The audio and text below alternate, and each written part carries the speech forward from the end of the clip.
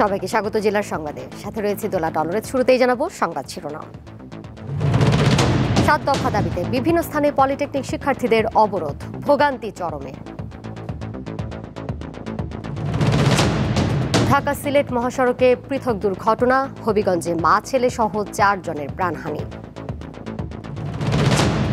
নতুন ফসল ঘরে তুলতে ব্যস্ত পাহাড়িরা, ঘরে ঘরে চলছে নবান্ন উৎসবের প্রস্তুতি।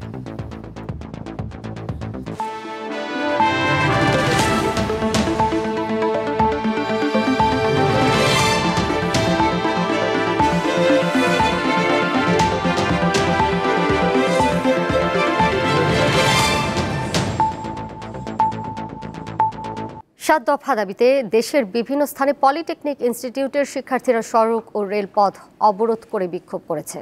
সকাল 8:30টায় দিনাজপুর পলিটেকনিক ইনস্টিটিউটের সামনে বিক্ষোভ শুরু করে শিক্ষার্থীরা। তারা মহাসড়কে ব্যারিকেড দিয়ে যান চলাচল বন্ধ করে দেয়। এতে সড়কে দীর্ঘ যানজট সৃষ্টি হয়। এছাড়া রেল লাইনে বসে স্লোগান দিতে থাকে। এতে ঢাকার সাথে উত্তরাঞ্চলের রেল যোগাযোগ বন্ধ হয়ে যায়। পরে প্রশাসনের আশ্বাসে কর্মসূচি প্রত্যাহার করে শিক্ষার্থীরা। দুপুর 1টার দিকে অবরোধ তুলে নিলে সড়কে যান চলাচল ও রেল যোগাযোগ স্বাভাবিক হয়। এদিকে গাজীপুরের চান্দনা চৌরাস্তায় ঢাকা ময়মনসিংহ মহাসড়ক অবরোধ করে ডিপ্লোমা প্রকৌশলীরা। কর্মসূচির কারণে ভোগান্তিতে পড়েন জনসাধারণ। এছাড়া ঢাকা টাঙ্গাইল যমুনা সেতু মহাসড়ক অবরোধ করে টাঙ্গাইল পলিটেকনিক ইনস্টিটিউটের শিক্ষার্থীরা।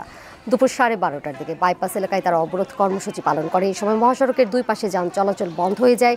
এতে উভয় পাশে অন্তত 25 কিলোমিটার এলাকা জুড়ে যানজট সৃষ্টি হয়।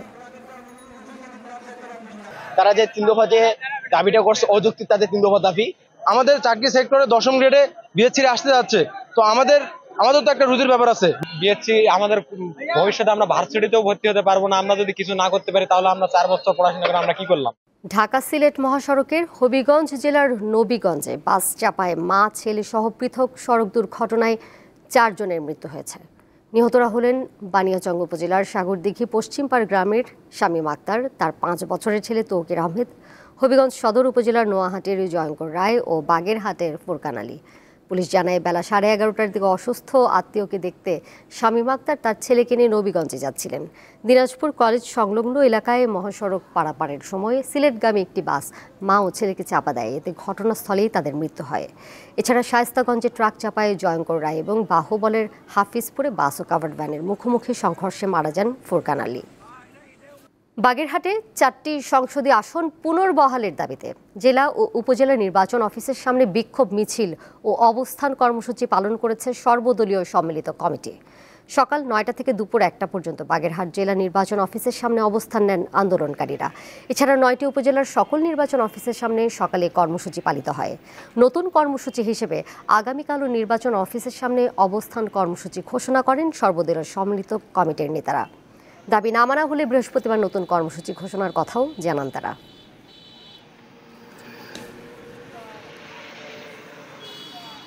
এবারে কেওয়াই স্টিল চট্টগ্রাম সংবাদ।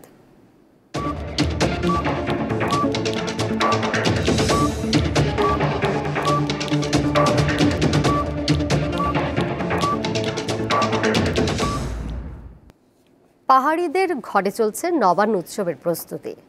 নতুন ফসল ঘরে তুলতে ব্যস্ত সময় পার করছেন বান্দরবানের জুম চাষিরা। হাড় ভাঙা পরিশ্রমের পর এখন খুশির বন্যা তাদের মাঝে।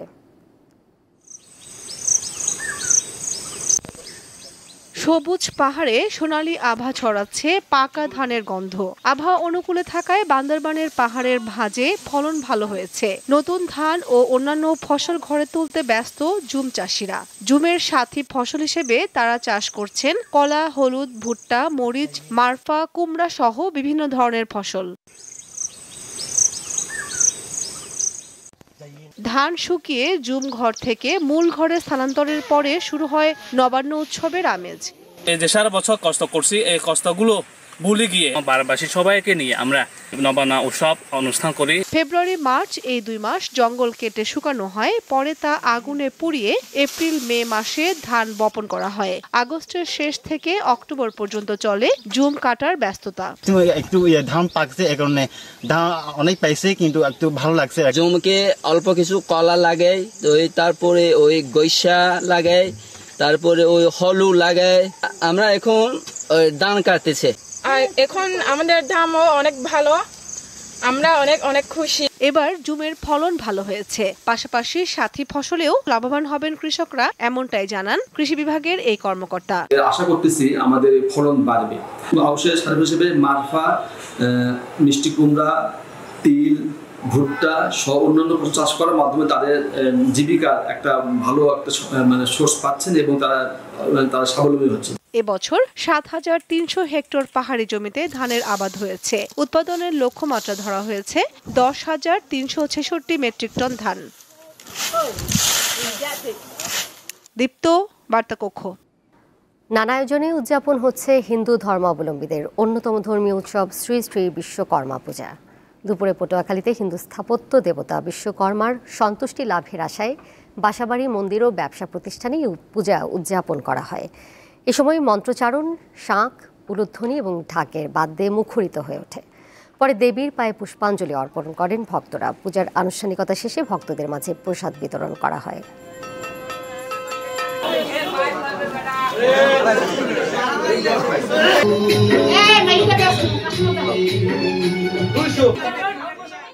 এদিকে বিশ্বকর্মা পূজা উপলক্ষে ব্রাহ্মণবাড়িয়ার আখাউড়া স্থলবন্দর দিয়ে আমদানি রপ্তানি বন্ধ রয়েছে।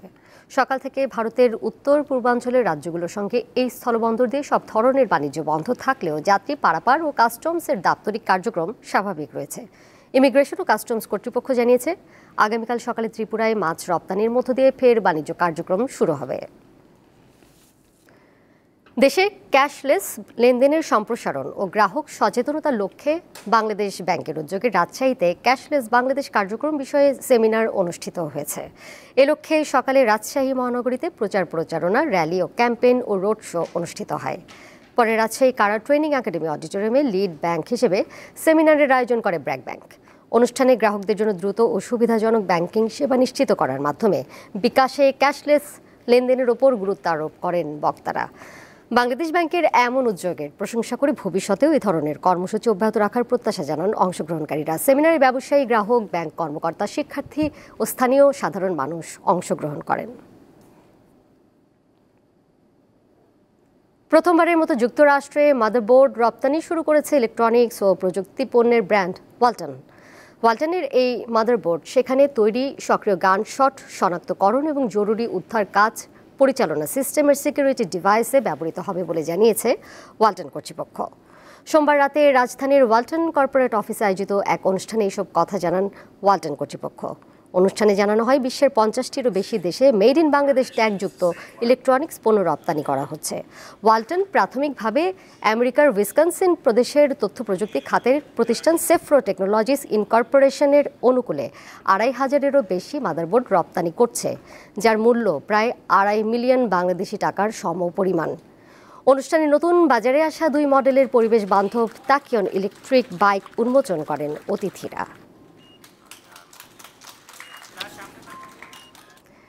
পাকিস্তান বিনোদন জগতের জনপ্রিয় অভিনেত্রী হানিয়া আমির এবার সানসিল্ক বাংলাদেশের আমন্ত্রণে প্রথমবারের মতো ঢাকায় আসছেন। পাকিস্তানে সানসিল্কের ব্র্যান্ড অ্যাম্বাসেডর হিসেবে দীর্ঘ সময় ধরে কাজ করছেন তিনি। সানসিল্ক সম্প্রতি বাজারে এনেছে নতুন ব্ল্যাক শাইন ফর্মুলা। প্রতিষ্ঠানটির দাবি, ভিটামিন সি ও এর গুণে এই ফর্মুলা চুলে দেবে ঝলমলে গ্লাস শাইন। সানসিল্কের এই বিশেষ মুহূর্তকে স্মরণীয় করে তুলতে এবং ব্র্যান্ড অ্যাম্বাসেডর হিসেবে আনুষ্ঠানিকভাবে বাংলাদেশে যাত্রা শুরু করতে প্রথমবারের মতো ঢাকায় আসবেন পাকিস্তানের অভিনেত্রী হানিয়া আমির। তার অভিনীত নাটক শুধু পাকিস্তানে নয়, বাংলাদেশেও বেশ জনপ্রিয়। রোমান্টিক থেকে কমেডি, গ্ল্যামারাস সহ সব ক্ষেত্রেই তার অভিনয় দক্ষতা প্রশংসিত হয়েছে।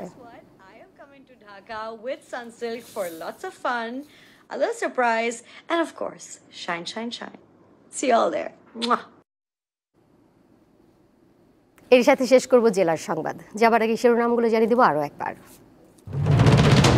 7 দফা দাবিতে বিভিন্ন স্থানে পলিটেকনিক শিক্ষার্থীদের অবরোধ, ভোগান্তি চরমে।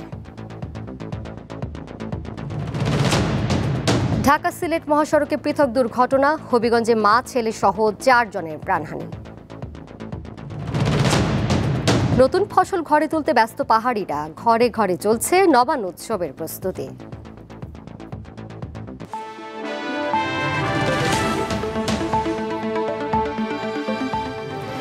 আর এই ছিল জেলার সংবাদে।